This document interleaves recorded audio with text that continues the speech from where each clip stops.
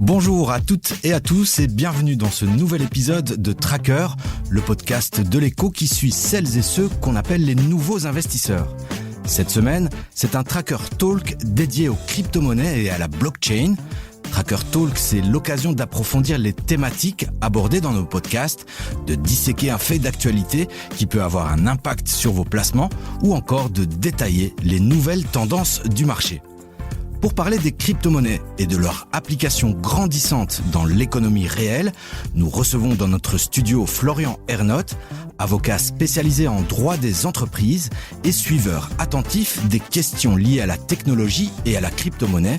Florian, bonjour. Bonjour. Nous accueillons également à distance Sébastien Ransonnet, spécialiste du marché des crypto-monnaies et qui travaille pour la plateforme d'échange Bitvavo. Sébastien, bonjour. Bonjour Salim. Avant de commencer notre discussion, je vous propose d'écouter un extrait d'une rencontre que nous avons réalisée avec Maxime, un investisseur qui nous a présenté sa grand-mère Liliane, celle qui a acheté son action Nvidia à $8, épisode que nous avons diffusé la semaine dernière. Pour les crypto-monnaies, j'aime pas trop ça pour ma grand-mère parce que c'est très rapide. On peut avoir une montée de 2-3 mois et puis une dégringolade beaucoup plus forte sur quelques semaines, voire quelques jours. Donc c'est ça qui me fait peur et c'est pour ça que chaque fois je suis un peu réticent en lui disant là j'aurais peut-être dû lui faire acheter quand on était en bas, mais comme je croyais pas une si grosse hausse, je suis un peu passé à côté. Mais je pense que la prochaine fois, si on retrouvera pas les prix qu'on a eu ici, mais la prochaine fois qu'on a une phase à plat comme ce qu'on a connu, ce sera le moment de rentrer. Oui, là, pour les cryptos, ça, et puis pas le GSM. Le smartphone. Le smart. Non, j'ai toujours peur de me tromper. De faire une bêtise. De faire une bêtise, parce que on peut être distrait, voilà.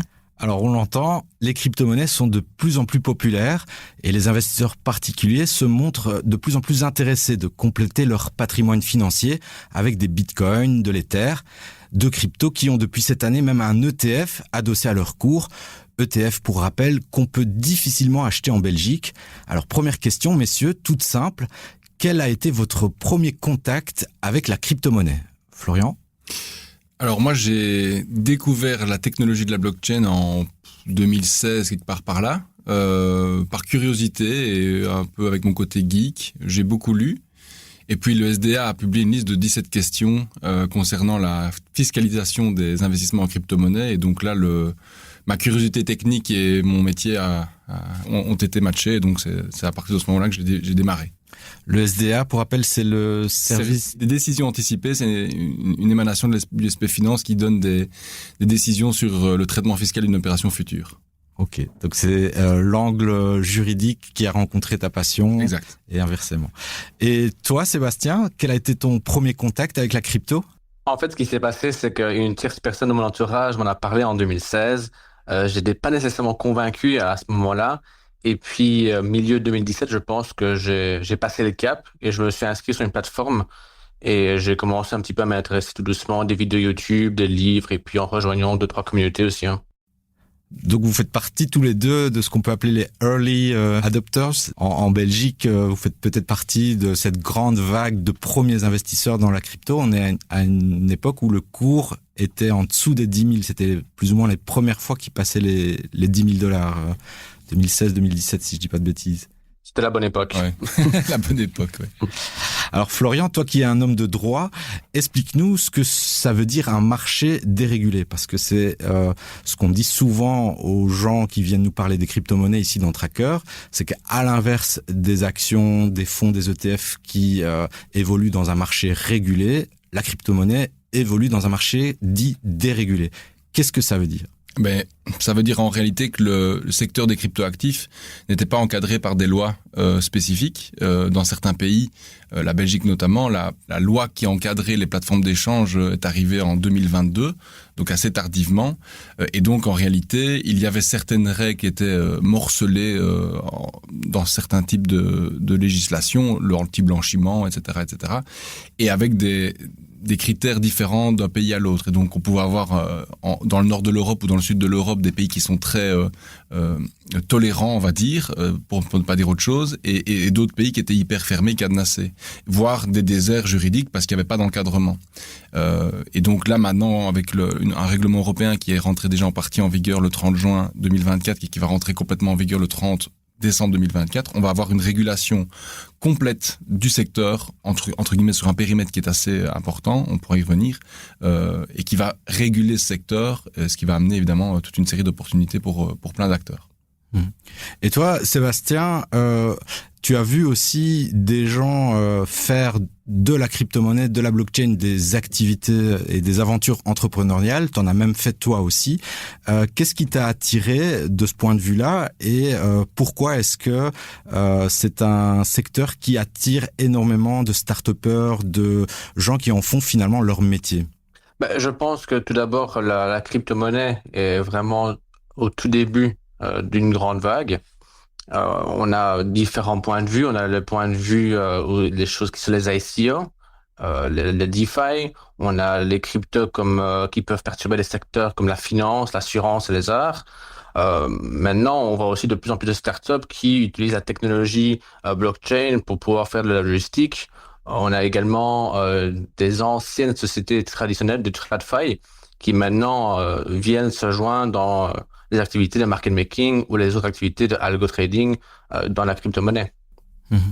Alors, pour rebondir sur ce que vient de nous dire Sébastien, Florian, est-ce que toi, tu as aussi en tête des applications, des projets qui se basent sur l'utilisation de la crypto-monnaie et qui ont révolutionné les habitudes d'un secteur? Oui, mais la révolution, elle n'est pas encore nécessairement omniprésente. Je pense qu'il faut revenir en fait aux fondamentaux de la blockchain, qui est un destructeur de l'intermédiaire et un exhausteur de confiance.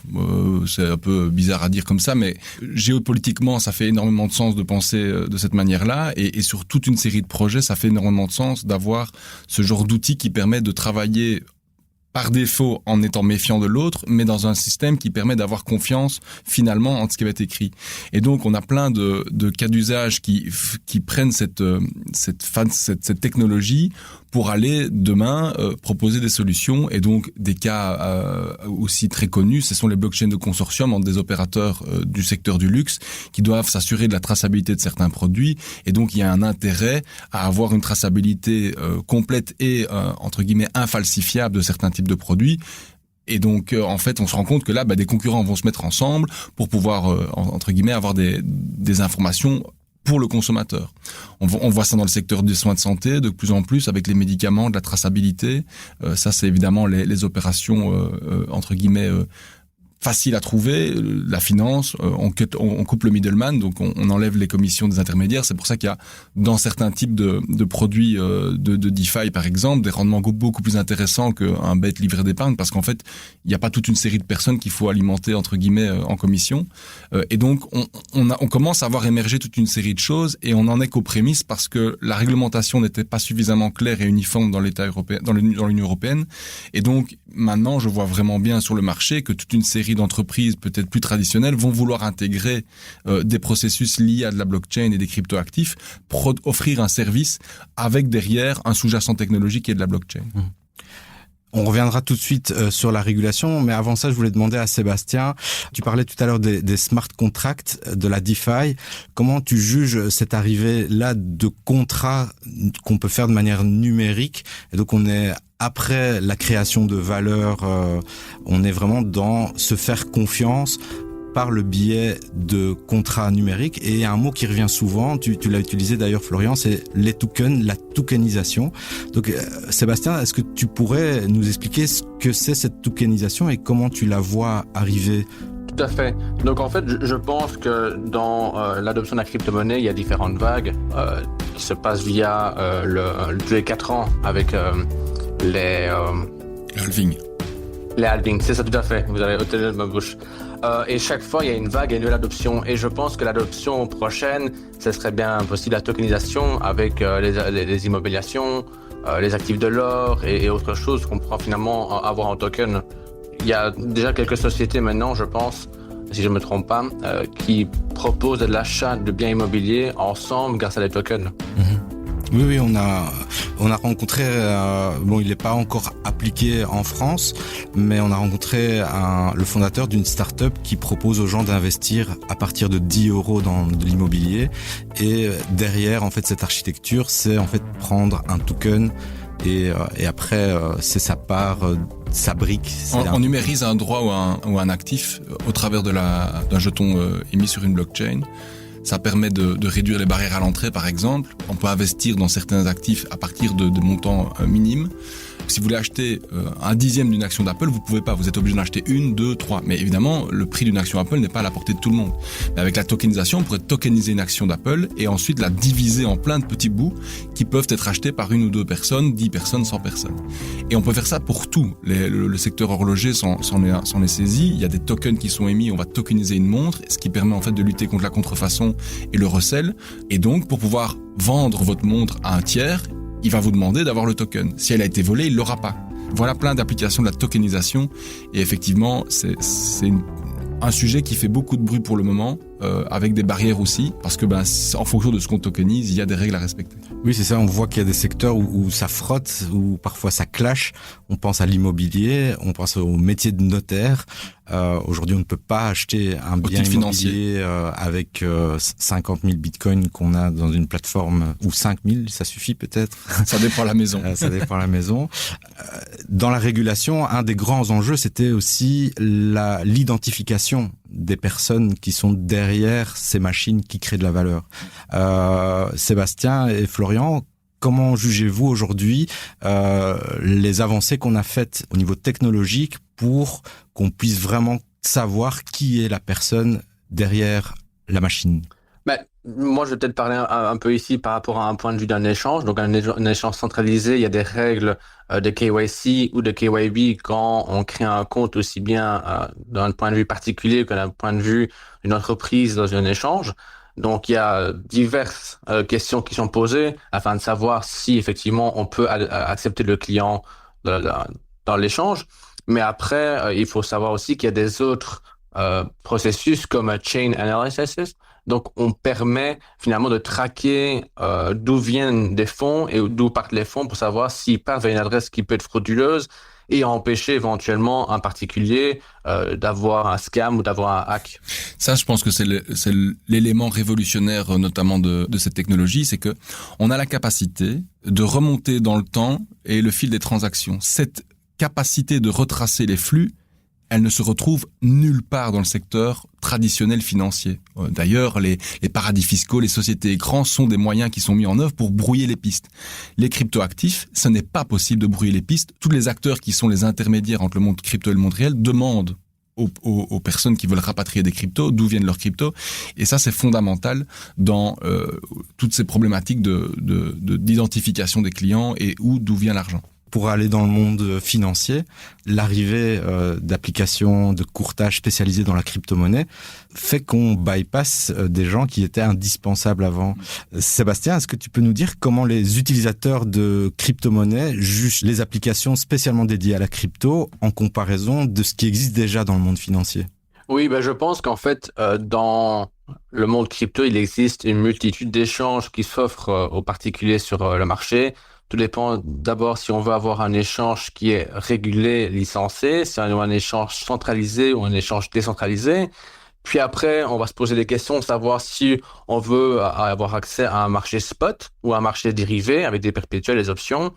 Et puis après, vraiment, l'utilisateur va savoir s'il veut utiliser un mode pro ou un mode simple. Le mode simple, c'est-à-dire simplement pousser sur un bouton et avoir un ordre qui sera placé et pouvoir directement les retirer sur un code wallet ou autre. Ou alors savoir s'il veut pouvoir bénéficier d'autres ordres tels que des limites, des stop limites, des trailing stop et autres. Et là, on va plutôt se pencher sur des plateformes qui sont un peu plus dirigées vers les pro-traders, entre guillemets, quoi. Mmh. Et alors, si on revient à l'investisseur particulier, ça c'est peut-être une question pour toi, Florian. Ce qu'on entend beaucoup, c'est tiens, maintenant ça a bien monté ou je suis satisfait de la performance de mon portefeuille crypto. Comment est-ce que je vais transformer ça en euros, en dollars, en tout cas en monnaie fiat, monnaie sonnante et trébuchante. Alors il y a certaines personnes dans la sphère crypto qui ne le feront jamais.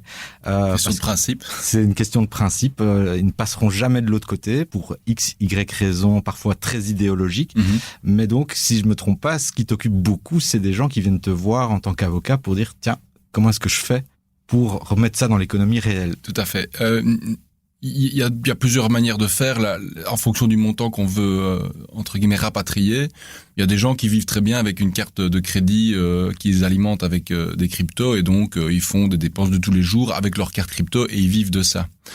Mais il y a des gens qui veulent s'acheter des maisons, il y a des gens qui veulent faire des projets, etc., et donc ils veulent réinvestir cet argent dans l'économie réelle. Et donc là, il faut passer par le secteur entre guillemets bancaire. Et là, c'est vrai que les problèmes peuvent se présenter parce que il y a toute une série de règles à respecter pour rapatrier ces fonds, démontrer l'origine des fonds qu'on a investi. Donc, l'origine licite. Voilà, j'ai reçu 10 000 euros de ma grand-mère il y a 10 ans et je les ai investis tous dans des cryptos. Je dois pouvoir prouver que ces 10 000 euros, ils viennent de quelque part. Et puis, il faut que je démontre tout ce qui s'est passé entre mon acquisition et ma revente pour voir si j'ai pas des fonds qui ont été injectés dans mon portefeuille qui ont une origine illicite. Je prends toujours cet exemple débile. Je suis dealer de drogue, je vends ma drogue et on me paye en bitcoin. Je n'arriverai jamais à justifier pourquoi est-ce que j'ai des bitcoins qui rentrent dans mon portefeuille de manière récurrente. À l'inverse, j'ai un problème sur mon portefeuille, j'ai plus assez d'Ether pour faire des transactions, j'ai un copain qui me prête de l'Ether et très certainement je vais lui rendre cet Ether. Là, on va avoir une entrée, une sortie qu'on sera justifiée et qui pourra calmer les choses vis-à-vis de la banque qui n'aura pas de suspicion. Et donc maintenant, les services de conformité des banques sont très exigeantes parce qu'elles ont des obligations légales à respecter. C'était très difficile il y a quelques années de rapatrier parce que la compréhension du secteur et cet aspect de traçabilité n'était pas bien appréhendé par les banques. Aujourd'hui, on voit qu'il y a une maturité qui commence à être présente dans la plupart des banques avec une compréhension des mécanismes et qui va s'accentuer aussi par la réglementation européenne qui va permettre aux banques de fournir des services beaucoup plus facilement en crypto. Et donc l'intérêt de s'investir, on va dire, professionnellement dans le secteur va être encore plus grand demain parce que les banques pourront avoir une offre de crypto au sein de leurs services. Et donc effectivement aujourd'hui c'est tout le temps la difficulté, c'est consolider le nombre de transactions, expliquer les flux et donc il y a des logiciels qui existent pour nous aider à faire ça, pour rassurer la banque de l'ensemble des éléments. Et dernière question alors pour Sébastien, est-ce que tu partages ce que Florian vient de nous dire, ce côté où il y a eu des blocages mais ça évolue. Je rappelle quand même qu'en début d'émission vous nous avez dit que c'était il y a moins de 10 ans que vous avez commencé à vous intéresser à ce secteur. Je rappelle aussi que des grandes banques américaines, il y a encore de ça 3 ans, disaient le contraire de ce qu'elles disent. Elles étaient très pessimistes sur le marché crypto. Aujourd'hui, elles sont très optimistes. Sébastien, donc est-ce que tu partages cet optimisme sur le fait que l'adoption se fait en parallèle d'une régulation qui commence de plus en plus à comprendre ce que c'est? Oui, je suis entièrement d'accord. Si on peut prendre l'exemple d'il y a plus ou moins 10 ans, les premières transactions que j'ai pu faire vers un échange centralisé et régulé, la banque avait décidé de blacklister ce compte parce que pour eux c'était une fraude, c'était un scam. 10 ans plus tard, les questions ne se posent plus. Maintenant, il y a des autres questions qui se posent.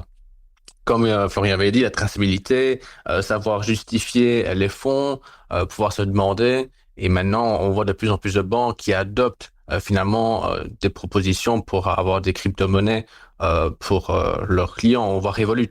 Revolut qui était auparavant un neobank, qui avait une proposition de crypto-monnaie via une tierce société. Et maintenant, ils sont en train de décrocher finalement des régularisations et des licences pour devenir banque régulée et pouvoir offrir eux-mêmes des cryptos comme un échange et plus comme un tierce personne. Et ça participe de ce mouvement où en fait les premiers acteurs sérieux ont tout intérêt à montrer patte blanche, ont tout intérêt à faire tout ce qui est en leur capacité pour être transparents. Tout à fait. Maintenant, on peut voir aussi, quand je parle avec différentes personnes, aussi bien en conférence qu'avec des meetings, il y a des personnes qui sont dans la crypto depuis plus de 10 ans, donc depuis 2012-2013, et que eux, ils préfèrent utiliser des logiciels de mixeur parce que pour eux, la crypto, finalement, c'est censé être incognito. On ne peut pas tracer, finalement, une transaction. Et de l'autre point de vue, on a des market makers qui doivent, avec MiCA qui va bientôt arriver, remplir des conditions de travel rule, donc savoir à qui ils envoient les fonds, de qui ils reçoivent les fonds et pouvoir justifier transactions X, Y, Z. Donc je pense qu'il y a encore des points de vue différents, mais je pense qu'on avance vers un bon futur pour les cryptos. Et je pense aussi que c'est grâce aux différents événements qu'on a eu auparavant, des banques américaines qui ont fait faillite avec la crypto, des échanges centralisés qui ont fait la faillite aussi. Donc je pense que tous ces événements passés ont permis de contribuer à un meilleur avancement des cryptos.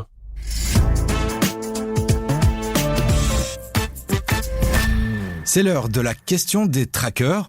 Dans nos rencontres avec les investisseurs particuliers, nous proposons à nos invités de poser une question aux auditeurs. Dans Tracker Talk, on fait l'inverse. On demande à nos invités de répondre à la question posée par les participants au podcast. Voici donc la question de Liliane, dernière invitée en date de la série Tracker. Donc, j'aimerais demander aux trackers de l'écho s'ils pensent que c'est le moment d'acheter des cryptos ou s'ils pensent, comme mon petit-fils, que c'est trop haut pour l'instant. Alors, en tant qu'observateur attentif du marché crypto, est-ce que vous pouvez réagir à cette question ? Sébastien, je te laisse ouvrir le bal. Oui, pas de souci. C'est une question qui me fait à chaque fois rire parce que toutes les personnes demandent si on est trop haut, on est trop bas.